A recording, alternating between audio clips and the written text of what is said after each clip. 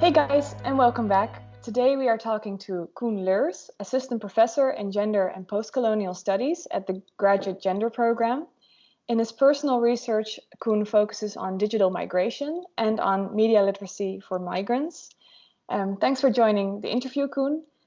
Could you tell me a bit more about yourself? What is it you do at the university, and why have you chosen to teach at Gender Studies? First off, thanks very much for this initiative. Thanks for welcoming me into this conversation. I think particularly in the present moment when we're not as much dialoguing in public, I think this is a wonderful effort, and I'm happy to join the series of conversations and also to learn more about what my colleagues have been up to. So I've been actually in and out of the department first as a student since 2001, 2002 when I started my bachelor in communication and information study. After which I did my research master in media studies, and gradually I moved and drew connections also with gender studies. So I started my PhD in gender studies in the department, working with Professor Sandra Bontanesi in the department. On exactly questions around diversity, the internet migration, and identity.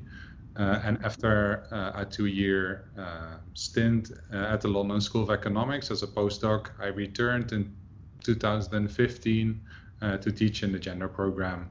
So since 2015, I've been coordinator of the bachelor and minor in gender studies, as well as the minor of postcolonial studies. And I'm also the advisor for the major in gender and postcolonial studies for liberal arts and sciences students and TCS students. And yeah, like I said, you focus on digital migration. What does that mean exactly? Why are you interested in this? And I think particularly both of these larger processes, so increasing digitization of society, as well as increased attention for migration in various forms. When we take them both together, we can learn more about the different implications of ongoing cultural globalization. So we know, and we have within scholarship and in our teaching have been addressing issues around migration and issues around digitization, but there has been little attention for how these two actually relate. So, for example, the impact of the media in dominantly representing migration in a certain way. Think of our so-called European migration crisis, when we saw specific images of migrants crossing the Mediterranean, for example.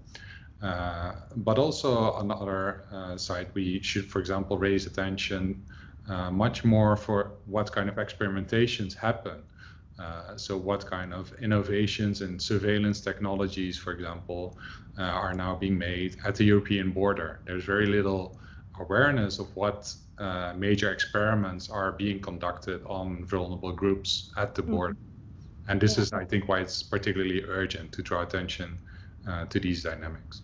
Recently, you have edited an edition of the magazine Global Perspectives. This edition was called Media, Migration and Nationalism, and was based on a seminar you did in Tokyo with Tomohisa Hirata. Could you tell me a bit more about this project?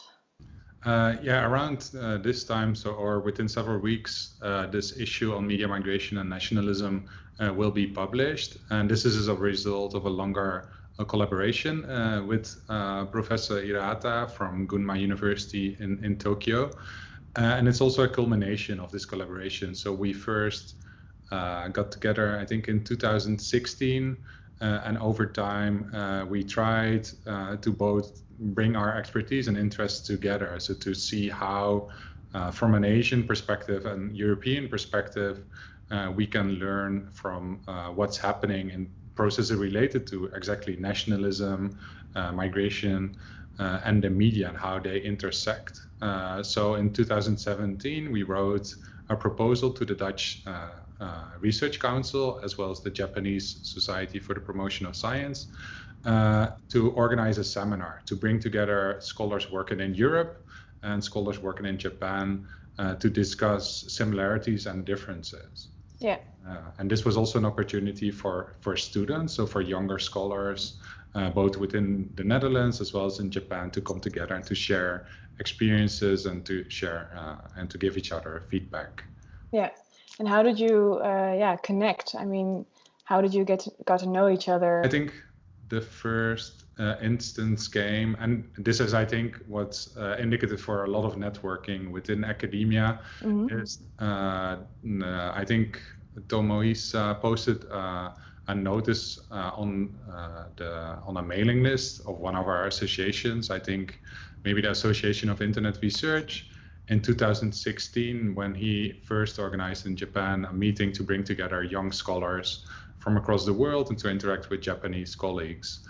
And I've also previously studied in Singapore, so I've always been interested to see also from outside of Europe to kind of globalize our perspective, but also to center our European perspectives. And this was also one of his main reasons why he felt, okay, there's already an interest also for me to kind of look also outside of the European frame. For the seminar, you had 4 artworks made. Could you explain a bit more about what the artworks are and how did you use them to tell your story?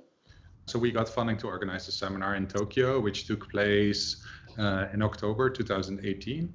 And the seminar we held in Tokyo in a public space in a former school, which turned into a public art venue. And since we didn't want to kind of isolate our discussion only to academia, Tomohisa also invited visual artists to convey kind of our discussions in a different genre, in a different outlet. Yeah. And also to bring in those artistic perspectives again to for us to reflect on our scholarship. Which artists worked on the project? So there were 4 artists involved to cover sort of the 4 themes that we wanted to address. And the first artist is Takashi Tanihata, and he produced 2 pieces, which is a letter that isn't read number 1 and a letter that isn't read number 2. And in these paintings, we see 2 goats that send each other letters, but they eat this letter before reading it. And so the first receiving goat eats the letter, so he doesn't know what message is conveyed, but he sends a letter back to the first goat to ask what was in the letter, where this goat again eats the letter. And this kind of visual thematic illustrates discussions around the role of the media and nationalism with regards to questions of cosmopolitanism. So to what extent are people interested and engaged and have a disposition towards the other versus questions around polarization. So do media indeed lead to isolation, to ghettoization, to people withdrawing within their own communities? Yeah. So that's the first artist. The second artist is by an artist who goes under the pseudonym of XX. And her art piece is called The Sand on the Borders. And in this painting, we see several perfume bottles with kind of small aerosols circulating around them. And this conveys the broader theme of border control, migration management, and surveillance. So this speaks about and visualizes how there is always a sense of being able to cross borders, to move across. But also of this increased almost cat and mouse game where officials try to innovate and use new technologies to detect border trespasses. And most recent technological innovation is exactly to detect border crossings of human beings on the basis of detections of smell. So these are technologies that go under the name of sniffer, advanced kind of smell detector technologies, and this is also what's informing this visualization. The third image is called The Vision, a reportage. Produced by Motoi Hirata. And this speaks about how people living outside of their home country to engage in different forms of transnational connectivity. So how people maintain connected in the diaspora. Yeah. The fourth image is called The Spread, and it's produced by Satsuki Inokimoto. And this theme addresses to what extent people living in cities as well as in social media engage in cities and social media as cultural contact zones. How do you think the coronavirus impacts digital migration?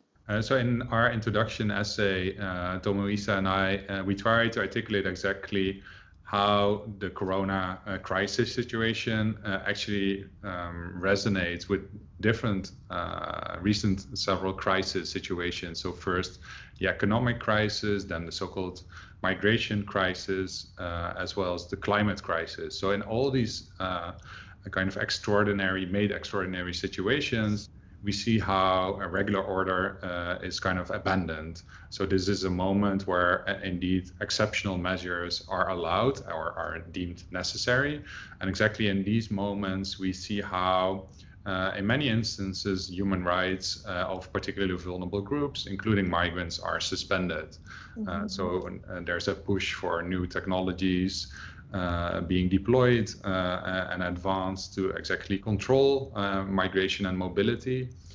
Because we also see how here media and nationalism together play into the negative sentiment. So we see in these crisis situations how very often mobile subjects, migrants, become scapegoats of these crises. So during COVID, we saw a lot of racist attacks against Asian migrants in Western cities, for example. Thank you, Koen, for this informative talk. I hope you have a great summer and good luck during the next academic year. Thanks a lot for having me. Looking forward also to seeing the other interviews when they come out.